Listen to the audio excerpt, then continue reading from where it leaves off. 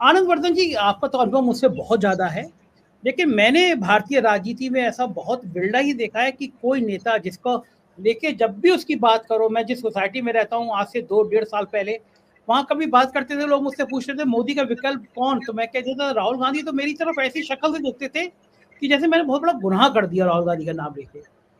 क्या अब वो एक व्यक्ति इतना बड़ा नेता हो गया है कि मोदी से दोगुनी भीड़ उसकी रैलियों में आ रही है। बीजेपी परेशान है कि वो जो एक चेहरा जो प्रधान का चुनाव जिताता था, जिला पंचायत का चुनाव जिताता था, विधायक का चुनाव जिताता था, सांसद का चुनाव चलाता, एक अकेला सब पर भारी जो नारा लगाता था, अब वो बेचारा परेशान है क्योंकि भीड़ राहुल की तरफ ज्यादा है। क्या कारण, क्या लगता है आनंद जी, मूल कारण क्या है इस बात का? मैं अपनी बात शुरू करूंगा संजय जी जहां से संजीव जी ने बात खत्म की। मैं इसलिए इस बात को कह रहा हूं कि जैसे एक मूल प्रश्न यह है कि वो पप्पू थे कि नहीं थे। वो पप्पू नहीं थे, पप्पू हम लोग थे, क्योंकि उनकी बात में कंसिस्टेंसी देख लीजिए, चाहे वो रफाल हो, चाहे पेगासस हो, चाहे वो सुनामी, जब वो कह रहे थे कोरोना की सुनामी। अगर हम और आप अगर पप्पू हैं तो कोई व्यक्ति अगर सत्य बोल रहा है तो क्या है। इस देश ने, गांधी भी जब शुरू में आए थे तो गांधी को पप्पू ही बनाने की कोशिश की गई थी।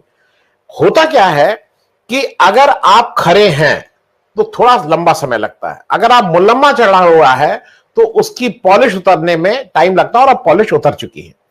मैं जो संजीव जी एक बात कह रहे थे, जैसे ये कह रहा ना कि कौन लोग बता रहे हैं कि ये इस समय ईडी भेजो, सीबीआई भेजो। अच्छा, ईडी सीबीआई वाले तो अपने से बाहर जाएंगे नहीं।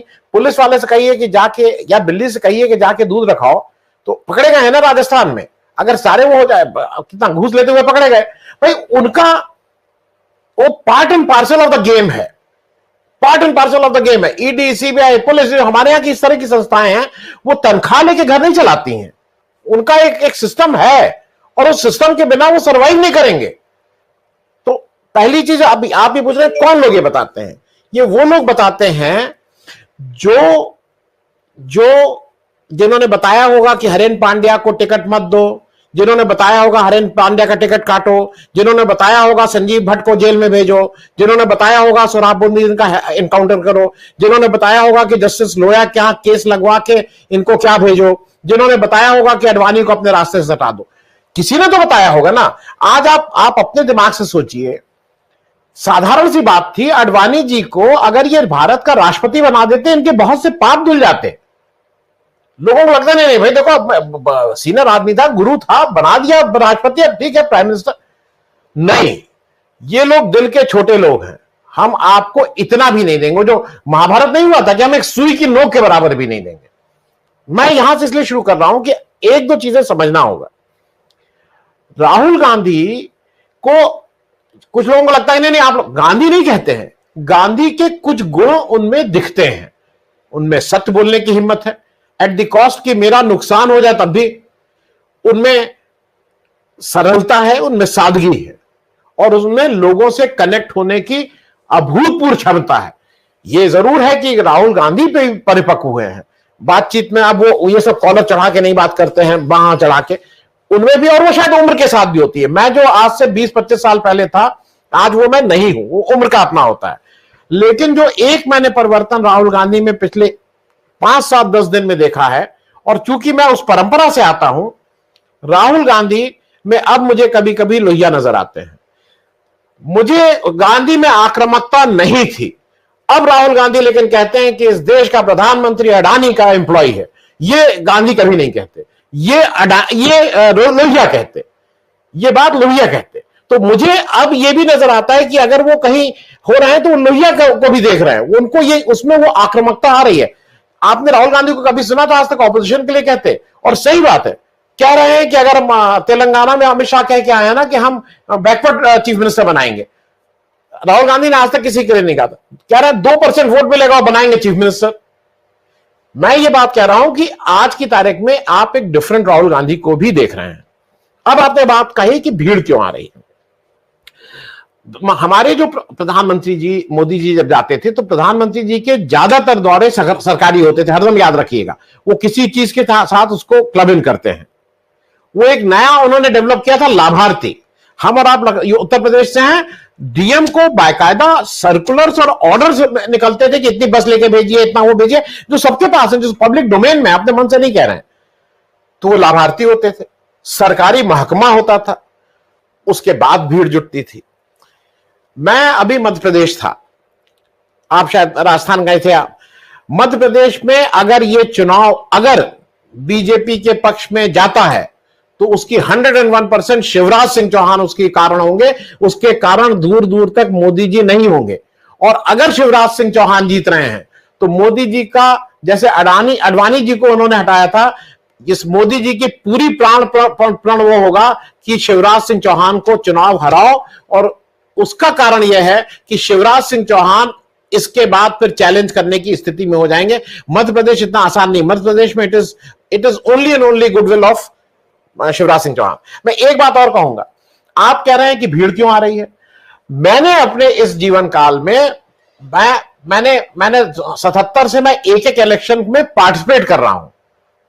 मैंने आज तक नहीं देखा कि आप अपने सहयोगी को कहें कि आना मत आना मत आना मत। सबसे बड़े नेता को मिजोरम का चीफ मिनिस्टर कह रहा, आना मत भैया, मेरे वोट कट जाएंगे, तुम अपनी करो, तुम अपनी करो, मैं अपनी करूंगा। यह बेइज्जती है। आपने आज तक सुना? मैं बहुत से इलेक्शन का मैं पॉलिटिक्स, पहले पॉलिटिकल पार्टी से एफिलिएटेड था। लोग कहते थे भाई किसी ब्राह्मण को भेज दो, तो वो संजय शर्मा को भेज देते थे। हमारा मन होता था कि वो बालक कौन है, बालक धाम, बालक केश्वर कौन जी, वो ब्राह्मण भेजें। तभी लगता था क्या यार ब्राह्मण कौन सा भेज दिए। आज की तारीख में जो मिजोरम में जो इस तरह की बेइज्जती हुई है, इस बेइज्जती को मैं इसको बेइज्जती कह रहा हूं।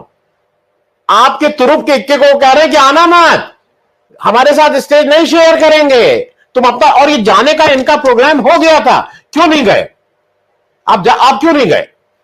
राहुल गांधी मिजोरम गए हैं। और मैं इसलिए कह रहा हूं कि राजनीति में हर चीज नफा नुकसान नहीं होती है, राजनीति में हर चीज 2+2 नहीं होती है। मिजोरम में अगर वो आज गए हैं तो मेरे जैसे बहुत से लोग हैं, उनको कहीं ये लगा है कि भाई एक व्यक्ति है जो मिजोरम की बात सुन रहा है।